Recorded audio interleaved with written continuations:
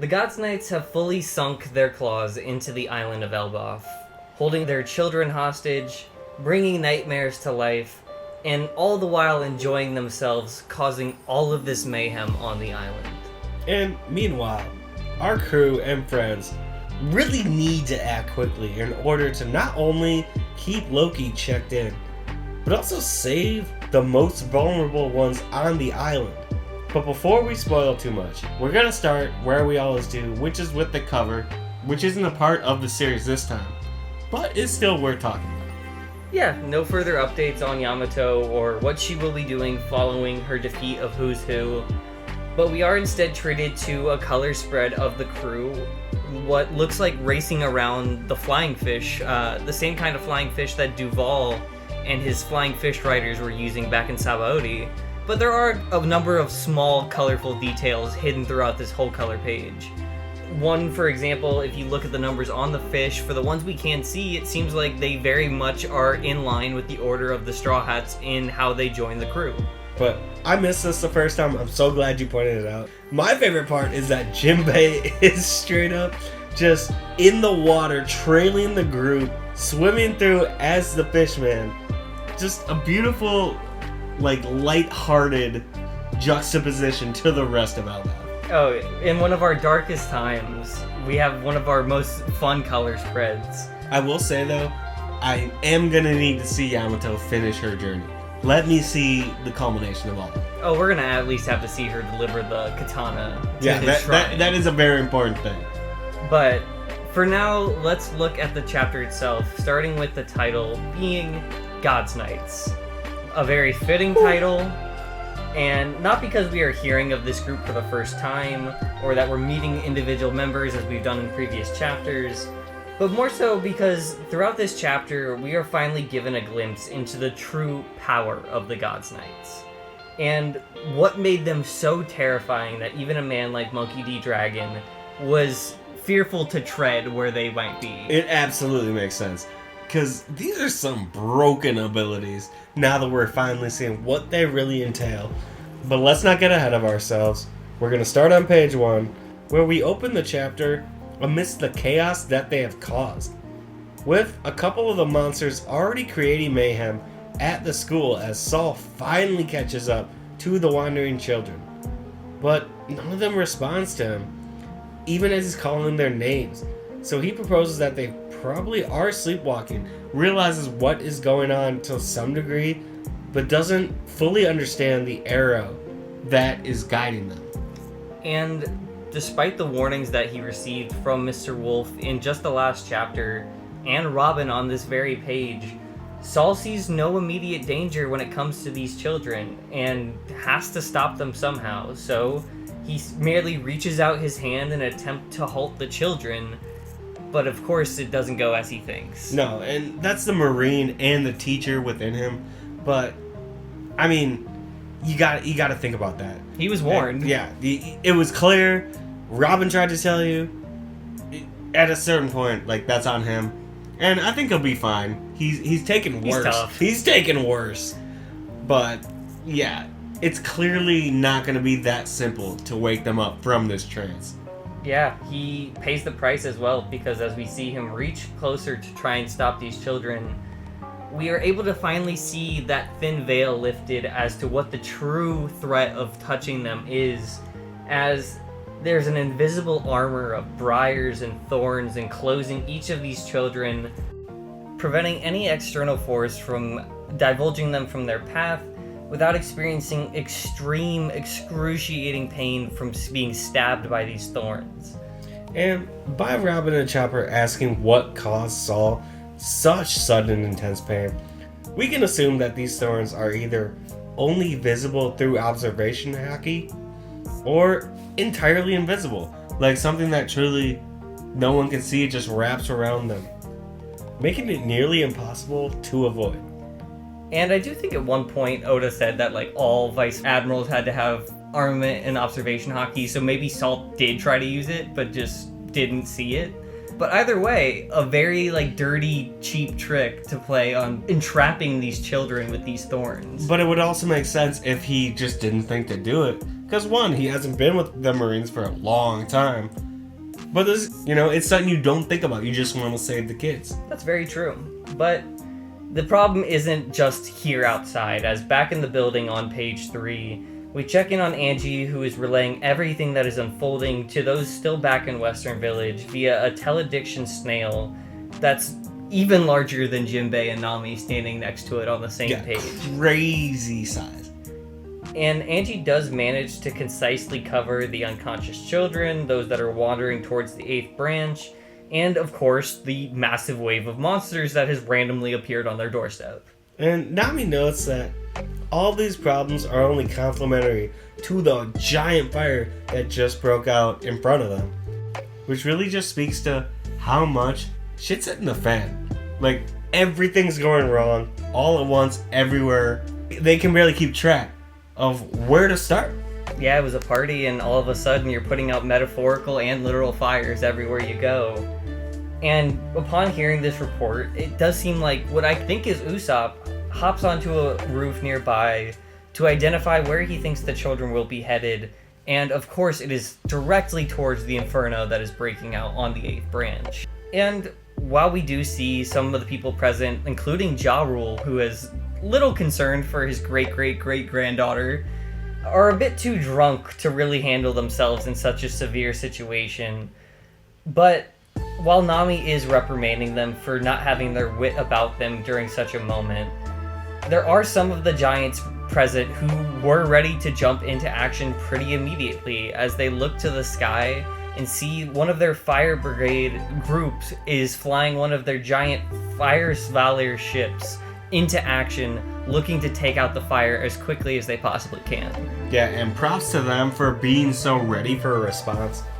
But it's not going to be that easy, because while they were ready with the response, they weren't ready for what's going to meet them in the air. Because before they can even react, they see a dark cloud just appear in front of them, quickly take form into a gigantic skeleton ghost form. It kind of looks like Brooke. It did kind of look like Brooke. And, they see it, but, it even dwarfed their ship. And before they can even fully understand what they're seeing, slapped out of the sky.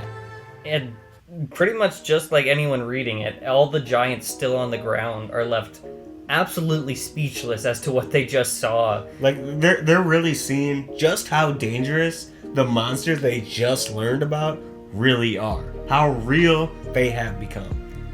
And amidst all of this horror and realization of just how in trouble they are, we cut away then to the Gods Knights, kind of just reveling in the chaos that they've created, as Sommers cackles at the fear on Mr. Wolf's face as he tried to reach out and save the children when the thorns got him. And, he tries to talk about, like, oh, there's some quote about that, about love and thorns, right? Which, as this scene unfolds, this dude is ruthless. He's sick. He is a disgustingly minded human being. And rightfully, Gunko is pretty uninterested in having any conversation with him about this quote or anything else.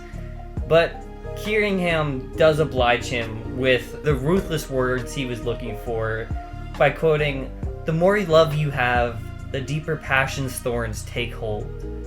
To which Summer absolutely adores and loves to hear the exact words he was looking for.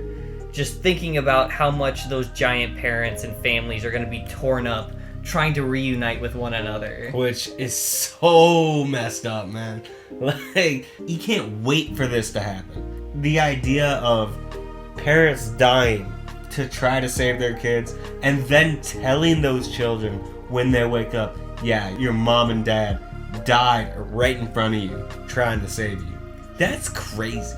I think he even says something like, even murder it can be moving. Which is like... That's insane. Oh, really? Absolutely insane. Yeah, really unattached to humanity, like artistic perspective of how to create this tragedy. So it's very interesting to see this is the inside of a psyche of somebody that's like one of the guard dogs that they sick out for the world government. And I think it's interesting seeing it too with like Gunko just being emotionless. Like, they're all different, but they're all psychos in their own regard. And we do get confirmation that these thorns are actually a result of Sommers' powers as he brandishes his arm, which is filled with those same briars, as we get a reveal that he is actually the user of the Thorn Fruit.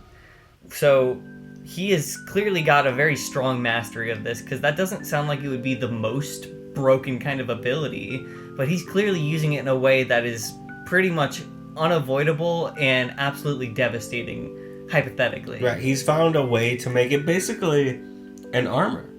Something that you can't go through. He's like the ultimate defender. Yeah, and in a way, keeping things that should be valuable and safe into a very dangerous trap for other people. So, as someone who loves death. Yeah, he's clearly on another level, and he tries to get Gunko to elicit the same kind of excitement as himself, at the thought of death by love. But Gunko continues to just blow him off. He really did the most to try to get it out of her. She's not giving him that. But I mean, killing him does at least continue to offer something to the conversation. But this time to Gunko as he asks, what route are you taking for these kids to get there? And she actually answers him saying, the central path. And it's really kind of very strategic because she knows there's heavy branches, trees, a lot of thorns for Sommers to use. Yeah, and the mere fact that if they go right by the Western Village and those parents are there, it's just going to create more casualties. So she has that in her mind too. She's just not the one reveling in it as much as Sommers is. Yeah, he's clearly very much enjoying this, as he even reacts to how these kids are so vulnerable.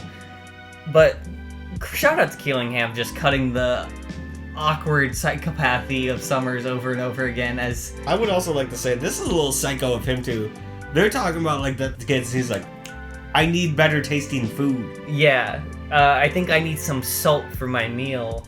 And it's here that we actually get a very personal display of Killingham's powers, as he puts the thought of salt into Sommers' mind, and as he does so, Sommers is like woozied into a slumbering state. Yeah, like he put it in his mind, then put him to sleep, and then reaches into what looks like a dream cloud right above his head. Yeah, and just pulls this concept into reality like that. And it's here that we are revealed to another devil fruit of the Gods Knights, and the one that I think the most people could kind of see coming, as it's in his name. But Killingham's devil fruit power is the mythical dragon fruit model Keelan, which is a dream materializing man. So very much like we said, in line with what Conjuro's fruit was, of just thinking of something and creating it, but instead of even having to use any craft, he just has to pull it from abstract thought. And I think that's what makes it so much more broken. Conjuro at least had to be a good artist to make it himself. This dude can take it out of people's minds, which is crazy. And he even states himself in this chapter that he can do this from multiple dreams simultaneously, which is why he can waste the time to grab the salt while these monstrosities are still running amok all throughout Elbaf. And he can put them to sleep in the first place. And Gunko also does recognize the utility of this fruit, as she mentions that despite the ship being at the dock for only the giants' usage, they could likely just create a painter if they think about it and use that to get off the island themselves. But I also love that we see another little flash of her personality when she's like, damn, this is good.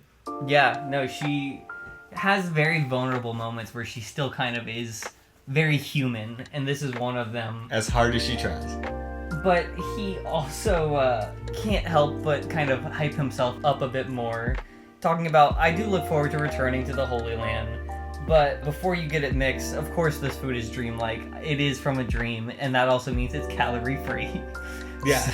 It's the ideal dietary food, made from dreamlike substance. Yeah, you want to have your cake and not feel it too? There it is.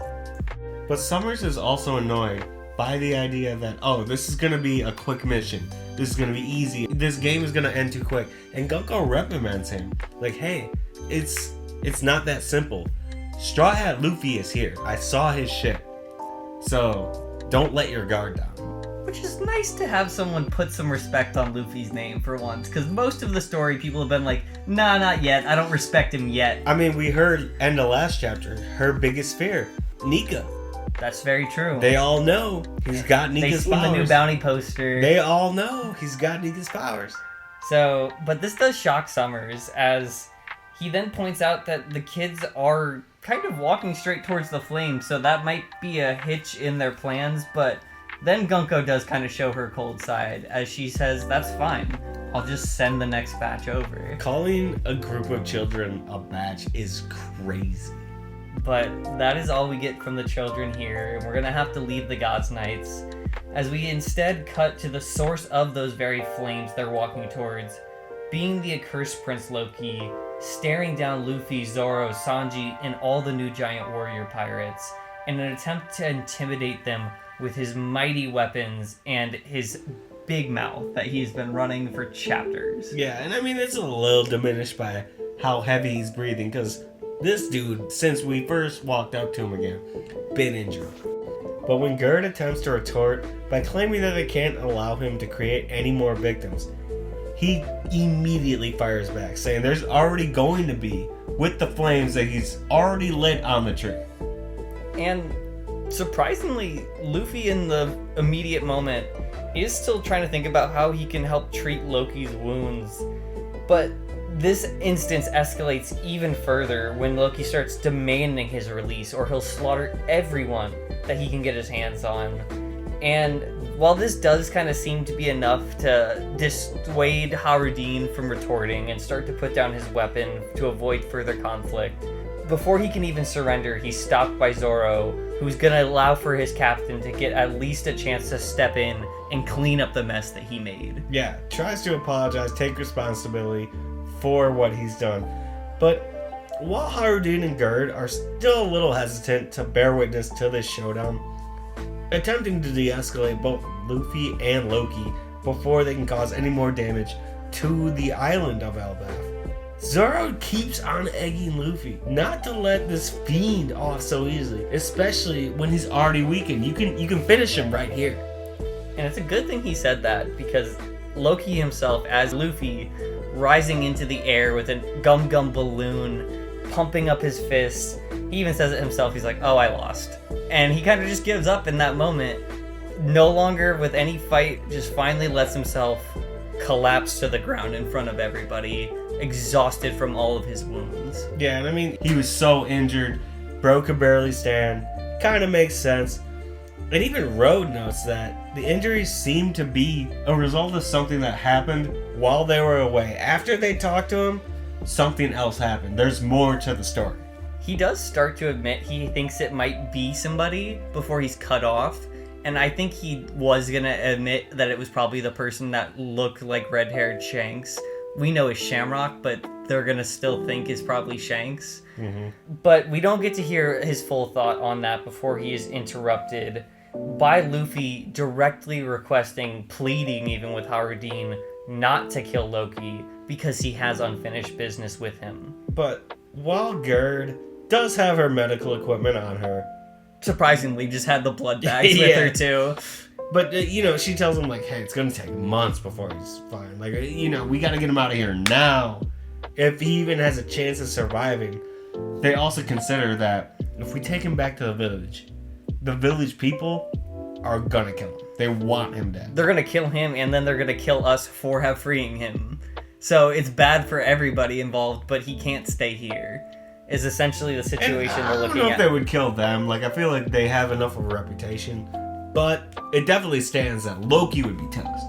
And with Loki currently restrained, as when they are treating him, it looks like they have put shackles back around his wrist and other ankle. Luffy now has the chance to kind of look at him in a more weakened state at a closer look, as he's just kind of sitting there admiring Loki's horns, thinking back to the same kind of horns that he saw on his father's portrait all the way back in West Castle. Yeah, and he comments on it, but didn't really sit right with Hajrudin because he has a lot less admiration for those horns.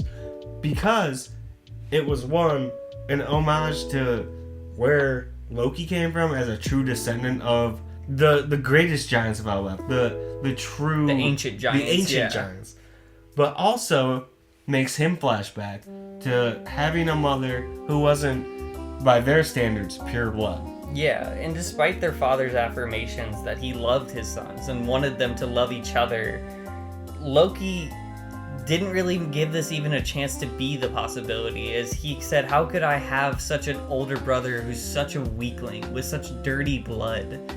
And all of these emotions, you can tell, are running through Hajrudin's head as he is finally, probably for one of the first times ever, in an advantageous position where he is now like in a stronger position than his brother, just looking at these horns that haunted his childhood. Absolutely, and especially when you understand all the things that he's thought about, where he insulted my mother, he hated me, and to his knowledge, he killed his father. Like, to every degree, this is the person who has haunted his entire existence. And he lets those dark thoughts get the better of him for a moment as he lunges forward. I'm not sure if he meant to cut off the horns or straight up just kill Loki by cutting his neck, but he, like you said, claims there's no chance that I could ever forgive this person. But this harsh sentiment is responded to by who I don't think anybody else saw coming, Loki, finally awake from his wounds, and not in the laughing, maniacal way that we've seen before, but in a very serious response, saying that, go ahead and kill me. I'm tired of this weeping warrior facade, which I just have to say, we said so many times that Loki is way more complicated than we think, and that he's probably not as evil as we think. No, and there could be a couple explanations. Oda could go a couple directions with it, but absolutely, it's not that easy. It's not that simple. It was way too telegraphed, and all by hearsay of just what people heard, what they were told, what they assumed. He might have taken on the role, but he was not the actual evil that Elbaf was under. And now that he is talking in a bit more of a stoic way, he provides some honestly very insightful critique of everyone's own fixations on their own personal drama and how they're missing the real enemies that are hiding on this island, before questioning if his brother was truly foolish enough to, like everyone else that didn't know him as well, to believe that he would really murder their father in cold blood. Which, making him question everything he knows. Insane. And first, I think he needs to look at how he treated his brother, because it sounds like he did do Hajrudin a bit dirty. Because when we saw child Hajrudin, he was training to try to become a good enough giant to lead, to be a king. And I think a lot of it probably had to do with Loki telling him he'd never be that. That he would always be a dirty half-blood. But at the same time, that's crazy. Like, that changes everything. If Loki's ready to be like, hey man, it's not what you think it is. And with Loki showing his true colors for the first time, it seems like we are going to learn probably the truth about what happened to Harald and how he met his end, and how Loki was probably scapegoated in some way into being the person to take the fall for his death. And possibly what Jarl played in the way that all played out. Like, why is that sword It's in so his head? weird. He's the only person that survived that room. Maybe he just can't remember things because of that big-ass sword in his head. Hopefully with this insight, we will be able to turn our attentions to the true enemies of this arc, and possibly even the ones that truly cause Harald's end. The world government, and the God's Knights. But that is all we have for this chapter review. Be sure to leave your thoughts on the chapter, or if there's anything we glossed over that you want us to talk about in the comments below. Like the video if you enjoyed, subscribe if you find yourself coming back to the channel and are enjoying the One Piece content, and as always, be Groot.